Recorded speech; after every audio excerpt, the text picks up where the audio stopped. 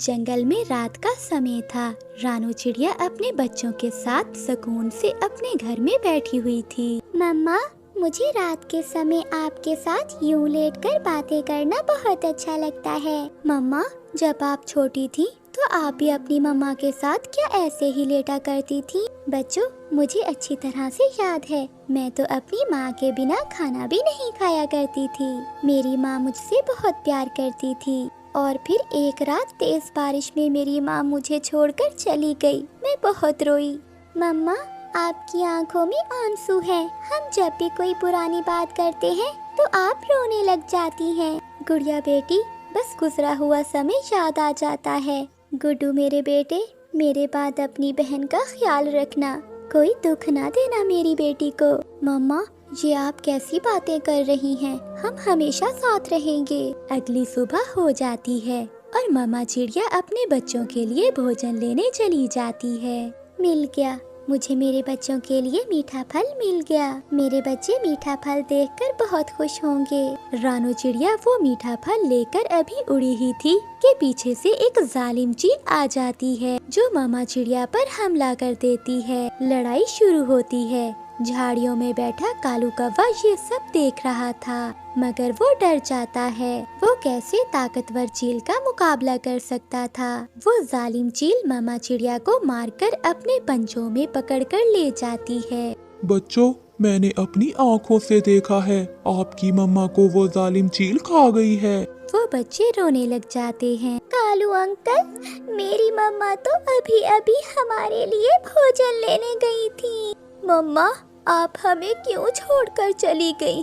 बहुत जालिम है, बहुत जालिम है वो चील। वो मुझे खा लेती पर मेरी मम्मा को ना खाती। कालू कौवा वहाँ से चला जाता है और बच्चे सारी रात बैठे रोते रहते हैं। फिर दूसरे दिन गुड्डू अपनी बहन के लिए भोजन लेने जाता है। उस दिन के बाद गुड्डू ही अपनी बहन का ख्याल रखने लगता है। गुड्डू अपनी बहन के लिए दाना लाता, अपनी बहन के लिए मीठा फल लाता और फिर शाम को दोनों बहन भाई नदी पर सैर करने एक साथ जाते। वक्त के साथ साथ बच्चे बड़े होते गए और फिर एक दिन गुड्डू शादी कर लेता है। ये कौन है गुड्डू? भूल गई आप? मैंने आपको बताया था, ये मेरी छोटी बहन है। भाभी, मैं आपके लिए मीठे फल लाया करूँगी और आपके लिए दाना भी लाया करूँगी। नहीं नहीं, ये सब मेरा पति कर लेगा। टीना, मैं अपनी बहन से बहुत प्यार करता हूँ, आप इसे माँ का प्यार देना। क्या माँ? मैं तो अभी खुद छोटी हूँ। दूसरे दिन गुड्डू जब घर से बाहर जाता है तो गौरी कभी गुड्डू के घर आती है। कहाँ है तुम्हारी नंद? वो तो अभी सोई हुई है। शुरू से ही उसे जूती के नोक पे रखना, वरना ये तुम्हारा कुछ नहीं बनने देगी। कुकू जो भी लाएगा इसी का होगा। मेरी माँ ने मुझे ये सब सिखा कर भेजा है, फिर तो तुम्हारी माँ भी मेरी तरह ही होगी। फिर गौरी कभी वहाँ से चली जाती है। अब उठ भी जाओ महारानी, 12 बजने को हैं। भाभी, खाना कहाँ है? कौन सा खाना? जल्दी से घर की सफाई कर लो और बर्तन धो और फिर खाना बनाओ। मैं थोड़ी देर गौरी कवि के घर टीवी देखने जा रही हूँ। मगर भाभी, मुझे तो अभी ये सारे काम नहीं आते। माँ के बाद ये सब काम भाई ही करते थे। अगर करोगी तो सीख जाओगी। गुड्डू की पत्नी ऐसा कहते हुए गौरी कवि के घर टीवी देखने चली जाती है। फिर गुड़िया घर के सारे काम करती है, वो सफाई करती है और खाना भी बनाती है। टीना मेरी सहेली, अब चली जाओ, गुड्डू आने ही वाला होगा। उसके आने से पहले पहले सारे काम संभाल लो। हाँ गौरी सहेली, मैं जाकर देखती हूँ क्या किया है उसकी लाडली बहन ने। ये गिलास कैसे टूटा? भाभी, मैं बर्तन धो रही थी, तभी मुझसे टूट गया। इस बात पर गुड्डू की पत्नी गुड़िया को मारने लगती है। कान खोलकर सुन लो, अब तुम बच्ची नहीं रही, अब तुम बड़ी हो गई हो। सारे काम अच्छे से किया करो और अगर तुमने अपने भाई को कुछ बताया तो जान से मार दूंगी मैं तुम्हें। गुड़िया, गुड़िया कहाँ हो तुम? चलो चलो, अब वहाँ जाकर बैठ जाओ। गुड़िया को बिठाकर गुड़िया की भाभी खुद काम करने लग जाती है। गुड़िया बहन, मैं तुम्हारे लिए मिठाई लाया हूँ। लाए पति जी, ये मिठाई मुझे दें, मैं रख देती हूँ। ये मिठाई हम कल खाएंगे। गुड़िया ने अभी अभी मिठाई खाई है। गुड़िया बहुत डर गई थी उसकी भाभी ने उसे बहुत डराया था, इसलिए वो खामोश रहती है। दिन गुजरते गए, गुड़िया की भाभी का उस पे अत्याचार बढ़ता गया। मेरी सहेली आई है मुझसे मिलने, जल्दी से जाओ और चाय बना कर लाओ। फिर गुड़िया रसोई में जाती है। ये कौन है सहेली? ये तो मेरी मुफ्त की नौकरानी है। इस बात पर वो दोनों हंसने लग जाती हैं। गुड़िया भी चाय लेकर आ जाती है। गुड़िया की भाभी वो चाय उठाकर गुड़िया पर फेंक देती है। मम्मा मम्मा मुझे बचा ले। जुबान काट दूंगी अगर बोली तो। चुप कर जाओ। गुड़िया सहम कर खड़ी हो जाती है। ऐसी चाय बनाकर खुद ही पी लिया करो, बेशरम, न जायका है न स्वाद। मैंने सोचा है कि अब हम गुड़िया की शादी कर दें। नहीं पति जी, अभी तो गुड़िया छोटी है, जब बड़ी होगी तो तब करेंगे उसकी शादी। अगर इसकी शादी हो गई तो मुझे मुफ्त में नौकरानी कहाँ से मिलेगी? ठीक है टीना, मुझे पूरा विश्वास है आप गुड़िया का अच्छा ही सोचोगी। अगले दिन हरियाली तोती गुड़िया के घर आती है। वो दरवाजे के पास ही थी। तुम सारी जिंदगी मेरी नौकरानी ही बनकर रहोगी। अगर तुम्हारे भाई ने तुमसे शादी की बात की तो ना कर देना। जी भाभी। चल भाग, जाकर चाय के बर्तन धो। तो ये है असल हकीकत। गुड़िया की भाभी का व्यवहार इसके साथ अच्छा नहीं है। हरियाली तोती वहाँ से चली जाती है। गुड्डू बेटा, ये सब मैंने अपनी आँखों से देखा। तुम्हारी पत्नी गुड़िया को नौकरों से भी बुरा समझती है। मगर गुड़िया ने मुझसे क्यों छुपाया? वो डरी हुई है, वो तुम्हें कुछ भी बताने से डरती है। दूसरे दिन गुड्डू घर से जाने का बोलकर घर के पास ही बैठ जाता है। थोड़ी ही देर बाद गौरी कवि उनके घर आती है। गुड़िया, जल्दी आओ, जल्दी आकर मेरे पाँव दबाओ, बहुत दर्द हो रहा है। मैंने तो साफ साफ बोल दिया है इसके भाई को कि अभी इसकी शादी नहीं करनी। हाँ सहेली, मुफ्त की नौकरानी कौन जाने देगा। फिर वो दोनों सहेलियाँ हंसने लगती हैं। गुड्डू ये सब सुन लेता है। अभी गुड़िया का भाई जिंदा है। मुझे नहीं पता था कि मैं एक पत्नी नहीं बल्कि एक डाइन को ब्याह कर लाया हूँ। फिर गुड्डू अपनी पत्नी को घर से निकाल देता है और अपनी बहन का खुद ख्याल रखने लगता है। वो दोनों बहन भाई खुशी का जीवन गुजारने लगते हैं। प्यारे दोस्तों, इस कहानी को लाइक, चैनल को सब्सक्राइब और अपने दोस्तों के साथ शेयर करना मत भूलिएगा। आपका धन्यवाद। गौरी कवि बहुत नाज नखरे वाली कवि थी। गौरी की शादी को पूरे 6 महीने हो गए थे, मगर वो माँ नहीं बनना चाहती थी। न जाने कब मेरे घर में भी अंडा आएगा और मेरे घर में भी गाय होगी। कालू जी, मेरी अभी उम्र ही क्या है, मैं अभी माँ नहीं बनना चाहती। अगर माँ नहीं बनना चाहती तो मुझसे शादी ही क्यों की थी? मैं कितना बदनसीब हूँ जो पिता नहीं बन सकता। अब तू भी सुन ले, या तो तू इस घर में नहीं रहेगी या मेरे अंडे की माँ बनेगी।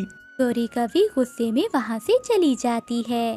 गौरी कवि को नदी पर उसकी सहेली पिंकी कवि मिलती है। गौरी सहेली, क्या हुआ? मुझे तुम परेशान लग रही हो। सहेली, तुम तो जानती हो मेरी माँ ने मेरी शादी छोटी उम्र में कर दी थी। मैं अभी माँ नहीं बनना चाहती, मगर मेरा पति मुझसे अंडे लेने की जिद कर रहा है। समझ नहीं आ रही कि मैं क्या करूँ। बस इतनी सी बात पर परेशान हो? तू ऐसा कर, इंसानों की बस्ती में जा, वहाँ से मुर्गी का अंडा लाकर अपने घोंसले में रख दो।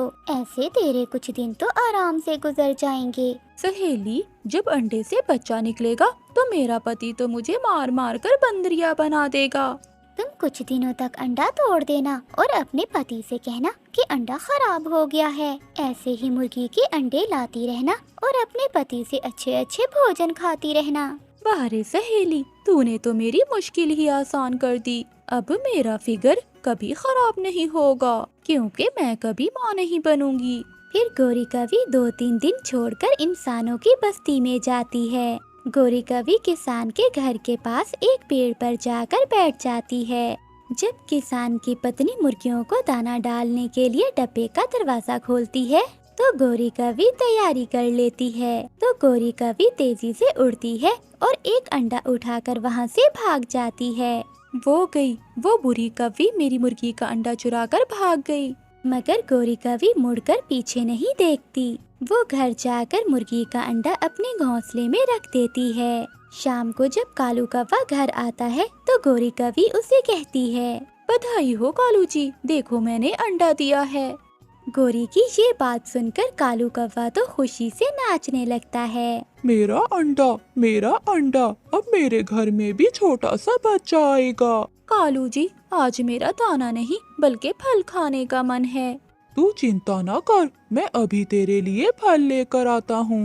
खुशी में पागल होकर कालू कौवा घर से निकलता है। कबूतर कबूतर, मेरी पत्नी ने अंडा दिया है, अब मैं भी बच्चे का पिता बनूंगा। चिड़िया चिड़िया, गोरी ने अंडा दिया है, बहुत सुंदर है मेरा अंडा। मैं अपनी पत्नी के लिए फल लेने जा रहा हूँ। कौवे भैया, अब अपनी पत्नी और अंडे की रक्षा करना। ऐसे कालू कौवा खुशी खुशी सबको बताता है। फिर गोरी कौवी बहुत मजे करती है, क्योंकि कालू कौवा अब उसके लिए दाना नहीं बल्कि फल लेकर आता था। ऐसे ही कुछ दिन गुजर जाते हैं और एक दिन गोरी कौवी सोच रही थी, आज कालू के आने से पहले पहले मैं ये अंडा तोड़ देती हूँ और कालू से कहूँगी कि अंडा खराब हो गया है। मगर आज कालू कौवा शाम से पहले ही घर आ जाता है। पति जी, आज आप इतनी जल्दी ही घर लौट आए। हाँ, अब मुझसे और इंतजार नहीं होता। तुम ये फल खाओ और मैं अपने अंडे के पास बैठ जाता हूँ। गोरी कौवी फल देखकर जल्दी से फल पर टूट पड़ती है और कालू कौवा अंडे के पास बैठ जाता है। कुछ अजीब सी आवाज आती है, अंडा हिलते ही टूट जाता है और अंडे से एक मुर्गी का बच्चा बाहर आता है और इधर उधर देखकर मुर्गी की तरह बोलने लगता है। गोरी गोरी, धोखा, तूने मुझे इतना बड़ा धोखा दिया। ये तो मुर्गी का अंडा था। कालू, मुझे क्या पता, मैं सच कह रही हूँ। ये सब कैसे हुआ? कौवा हूँ मैं, कौवा, कोई मुर्गी नहीं जो तो मुर्गी का अंडा देगी। मुर्गी का बच्चा कौवों को देखकर डर जाता है और बोले जा रहा था, निकल, जल्दी से निकल, निकल जा मेरे घर से। कालू कौवा गोरी कौवी को मार मार कर अपने घर से निकाल देता है। गोरी कौवी रोती हुई चिड़िया के पास जाती है। चिड़िया चिड़िया, मुझे बचा लो, कालू ने मुझे घर से निकाल दिया है। रोते हुए गोरी कौवी सारी बात चिड़िया को बताती है। सारा प्लान उल्ट हो गया चिड़िया, मैं आज ही वो अंडा फेंकने वाली थी। गोरी, तुमने अपने पति के विश्वास को तोड़ा है। वो तो पूरे जंगल में बता रहा था, पता है वो कितना खुश था, मगर तुमने उसे धोखा दिया। चिड़िया, एक दफा मेरी सुलह करा दो कालू से, मैं फिर ऐसा काम कभी नहीं करूँगी। मैं अंडा भी दूंगी और बच्चा भी पाल लूंगी। बस एक बार मुझे कालू से माफी ले दो।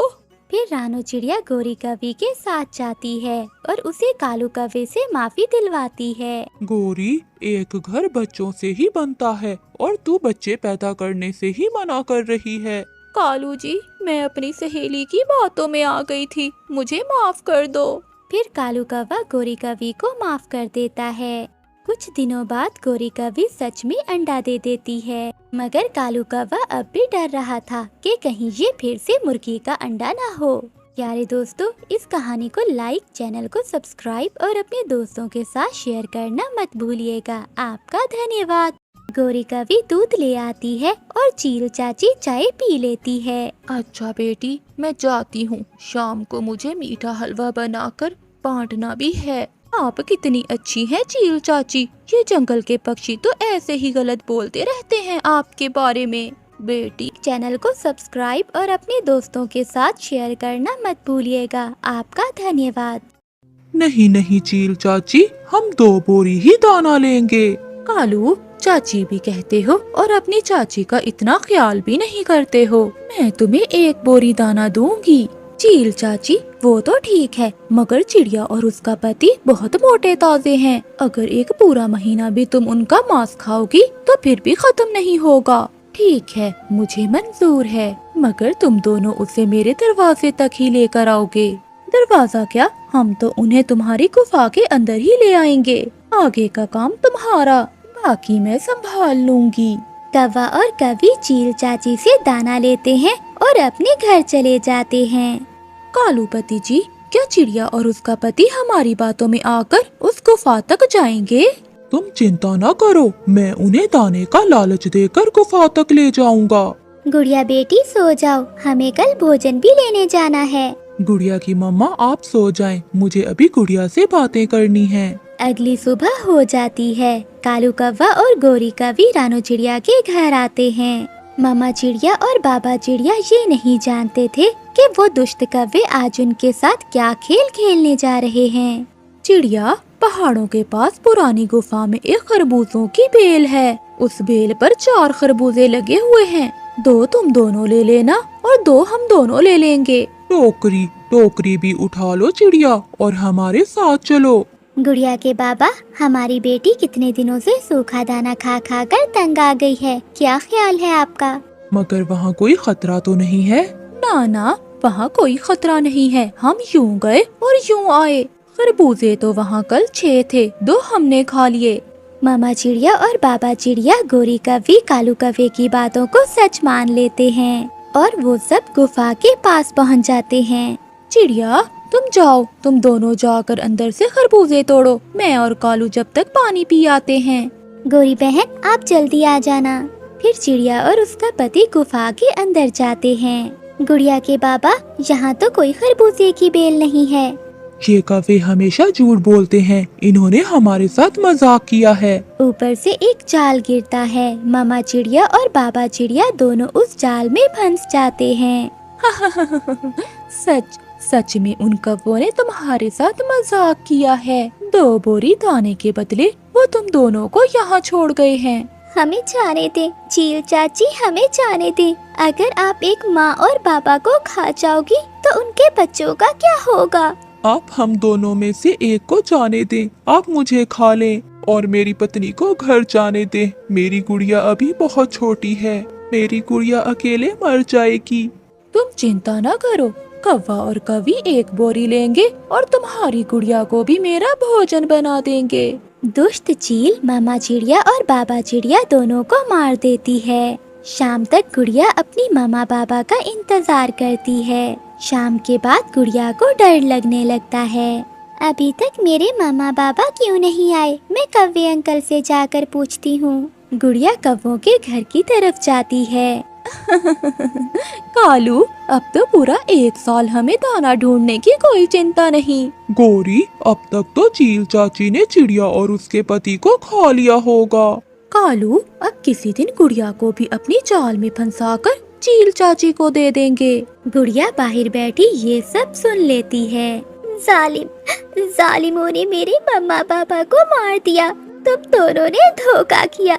मैं बदला लूंगी अपने मम्मा पापा का। मैं अपने मम्मा पापा का बदला लूंगी तुमसे। रोती हुई गुड़िया वापस अपने घर चली जाती है। वो रात गुड़िया अपने घर में रो रो कर गुजारती है और फिर अगले दिन मुंह अंधेरे ही अपनी नानों के जंगल में चली जाती है। गुड़िया बेटी, आपके मामा पापा कहाँ हैं? वो साथ नहीं आए आपके? गुड़िया रोने लग जाती है। नानो, उन दुष्ट कौवा और कौवी ने धोखे से मेरे मम्मा और पापा को चील का भोजन बना दिया। वो दोनों धोखे से मेरे मम्मा और पापा को चील के पास ले गए और चील ने उन्हें खा लिया। गुड़िया और नानो बहुत दुखी थी। फिर गुड़िया अपनी नानों के पास ही रहने लगी। गुड़िया अपनी नानों के साथ दाना लेने जाती और शाम को अपनी नानों के साथ ही घर आ जाती। क्या गुड़िया है नाम तुम्हारा? क्या तुम मुझसे दोस्ती करोगी? नहीं, मैं किसी से दोस्ती नहीं करती। मेरा नाम सोनू चिड़िया है और मैं इसी जंगल में रहती हूँ। मेरा दोस्ती से विश्वास उठ गया है। मेरे मम्मा और पापा को उनके दोस्तों ने धोखा दिया। जब तक मैं अपने मम्मा पापा के मारने वालों को अंजाम तक नहीं पहुंचा देती, मैं सुकून से नहीं बैठूंगी। समय गुजरता गया। गुड़िया अब बड़ी हो गई थी। अब वक्त आ गया था जब गुड़िया अपने मम्मा पापा का बदला लेने के लिए तैयार थी। नानो, कल आप मुझे जहरीले फूलों का रस निकाल कर दें। गुड़िया बेटी, मुझे बहुत डर लग रहा है। जो हुआ उसे भूल जाओ। कहीं वो दुष्ट कौवे तुम्हें भी कोई नुकसान ना पहुंचा दें। नानो, मैं कैसे भूल जाऊं? जिन्होंने मेरे मम्मा और पापा को मारा, मैं कैसे उन्हें माफ कर दूं? मुझे सारी रात नींद नहीं आती। मैंने खुद से उसी दिन वादा किया था कि मैं उन दुष्ट कौवों को उनके अंजाम तक जरूर पहुंचाऊंगी। फिर गुड़िया अपनी नानू के साथ जंगल जाती है और वहाँ से जहरीले फूलों को तोड़ लेती हैं। दूसरे दिन गुड़िया उन जहरीले फूलों का रस मिठाई पर डालती है और वहाँ से निकलती है। जाओ मेरी बेटी, ऊपर वाला तुम्हारी रक्षा करेगा। गुड़िया सबसे पहले गुफा के पास जाती है जहाँ चील चाची रहती थी। इधर उधर देखकर गुड़िया मिठाई गुफा के आगे रख देती है और एक पेड़ के पीछे बैठकर देखने लगती है। उड़ती हुई चील भी आ जाती है। ये मिठाई कहाँ से आई? शायद मेरे कव्वे दोस्त रख कर गए होंगे। फिर चील झट से मिठाई पर टूट पड़ती है। दूसरे ही लम्हे चील मिठाई खाते ही गिर जाती है और मर जाती है। मम्मा पापा, मैं आपको याद कर कर बहुत रोई, मगर आज मेरे दिल को सुकून पहुँचेगा जब मैं इस चील की तरह उन कव्वों को भी उनके अंजाम तक पहुँचाऊंगी। गुड़िया उड़ती है और कव्वों के घर की तरफ जाती है। कव्वा और कवि घर में बैठे हुए थे। गुड़िया मिठाई उनके घर के आगे रख देती है और दरवाजे पर दस्तक देकर पीछे छुप जाती है। ये मिठाई कौन रख गया? शायद हमारी चील चाची किसी खुशी में यहाँ रख कर गई होगी। गोरी कवि वो मिठाई उठाकर अंदर ले जाती है। मिठाई, मैं भी खाऊंगा मिठाई। दोनों कौवे वो मिठाई खाकर अपने अंजाम तक पहुँच जाते हैं। जालिमो, अब तुम्हारी वजह से कोई भी गुड़िया अपनी मम्मा पापा को नहीं खोएगी। तुम जालिम पक्षियों की सजा यही है, जैसा करोगे वैसा भरोगे। और वापस गुड़िया अपनी नानू के घर की तरफ चल देती है। जंगल में गर्मियों का मौसम खत्म होने वाला था। गर्मियों के जाते ही सभी पक्षी अपने अपने घरों में सूखी लकड़ियां इकट्ठी करना चाहते थे, क्योंकि सर्दियों के आते ही सभी पक्षी अपने अपने घरों में आग जलाकर अपने घर को गर्म रखा करते थे। कालू जी, ये सभी लकड़ियां इकट्ठी कर लो। अगर कोई दूसरा पक्षी आए तो हम उसे भगा देंगे। इस बार हम दूसरे पक्षियों को एक भी सूखी लकड़ी जमा नहीं करने देंगे। कौवा और कवि, जो हमेशा दूसरों का बुरा सोचते थे, वो सारी लकड़ियाँ इकट्ठी कर लेते हैं। तोते और कबूतर भैया, चलो, कौवा और कवि कई दिनों से सूखी लकड़ियाँ इकट्ठी कर रहे हैं। हम भी जंगल जाते हैं और सूखी लकड़ियाँ इकट्ठी कर लेते हैं। चिड़िया, मैं कल गया था जंगल सूखी लकड़ियाँ लेने, मगर उन कौवों ने मुझे डराकर वहाँ से भगा दिया। ये जंगल उनके बाप का नहीं है। चलो, हम भी देखते हैं कि वो कैसे हमें रोकते हैं।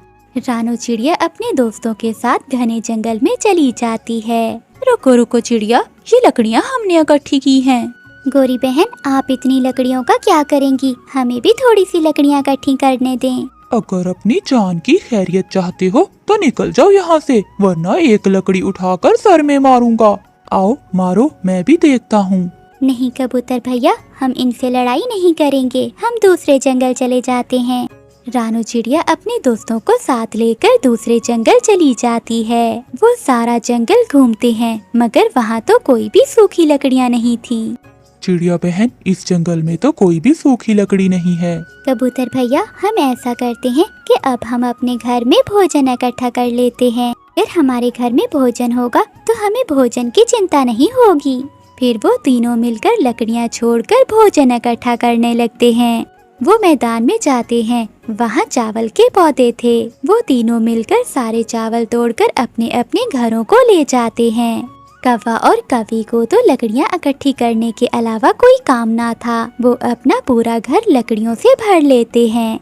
अगले दिन वो तीनों नदी के पास जाते हैं। वो मीठे फल और दाने इकट्ठे करते हैं।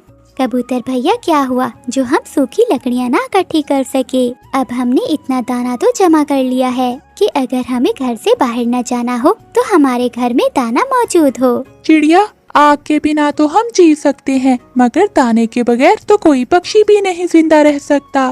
फिर ऐसे ही कुछ दिन गुजर जाते हैं। जंगल में सर्दी बढ़ने के साथ साथ बारिश भी शुरू हो जाती है।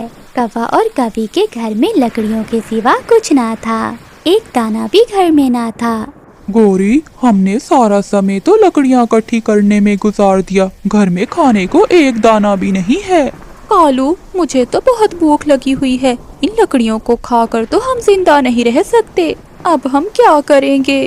कालू कौवा तेज बारिश में अपने घर से निकलता है और मिठू तोते के घर जाता है। तोते तोते दरवाजा खोलो प्लीज मेरे दोस्त, मुझे 2-4 दाने दे दो। भाग जाओ यहाँ से, जाकर वो लकड़ियाँ खाओ जिन्हें जमा करने से तुम हमें रोक रहे थे। लालची कौवे, चले जाओ यहाँ से। कालू कौवा वहाँ से चला जाता है। कबूतर तो कालू कौवे की बात तक नहीं सुनता। दुष्ट कौवे, अगर दोबारा मेरे दरवाजे पर दस्तक दी तो मैं तुम्हें डंडे से मारूंगा। ना ना कबूतर, मुझे मत मारना, मैं तो गोरी के लिए दाना लेने आया था।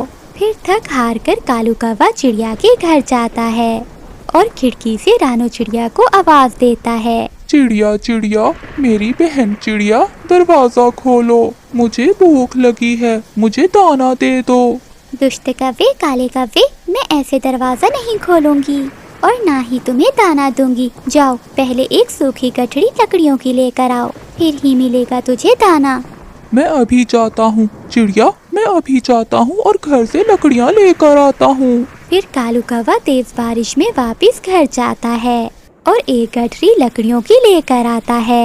ये लकड़ियाँ यहाँ रख दो और ये लो 2 दाने। अगर और दाना लेना हो तो लकड़ियाँ लेकर आना। चिड़िया, हमने लालच किया और लकड़ियाँ ही इकट्ठी करते रह गए और तुमने अकल से काम लिया और समय पर दाना इकट्ठा कर लिया। तुम सब ऐसे मौसम में घर में आराम से बैठे हो और मैं और गोरी बारिश में भीग रहे हैं। कालू, इसीलिए तो कहते हैं कि लालच बुरी बला होती है।